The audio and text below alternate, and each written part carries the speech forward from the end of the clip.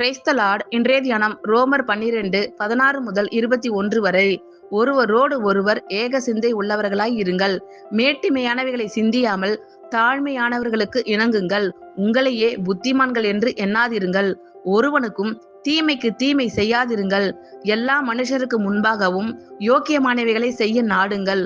கூடுமானால் உங்களால் ஆன மட்டும் எல்லா மனுஷரோடும் சமாதானமாய் இருங்கள்.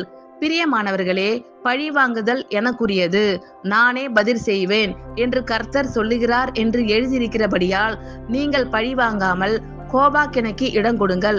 அன்றியும் உன் சத்துரு பசியாய் இருந்தால் அவனுக்கு போஜனம் கொடு, அவன் தாகமாய் இருந்தால் அவனுக்கு பானம் கொடு. நீ இப்படி செய்வதினால் அக்கினி தழலை அவன் தலையின் மேல் குவிப்பாய். நீ தீமையினாலே வெல்லப்படாமல் தீமையை நன்மையினாலே வெல்லு. ஒருவரோடு ஒருவர் ஏக சிந்தை உள்ளவர்களாய் இருங்கள்.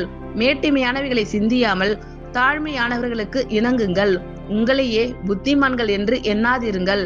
ஒருவனுக்கும் தீமைக்கு தீமை செய்யாதிருங்கள். எல்லா மனுஷருக்கு முன்பாகவும் யோக்கியமானவைகளை செய்ய நாடுங்கள்.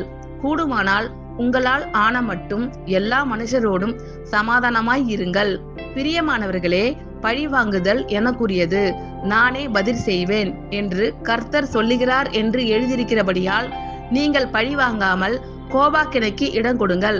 அன்றியும் உன் சத்துரு பசியாய் இருந்தால் அவனுக்கு போஜனம் கொடு, அவன் தாகமாய் இருந்தால் அவனுக்கு பானம் கொடு.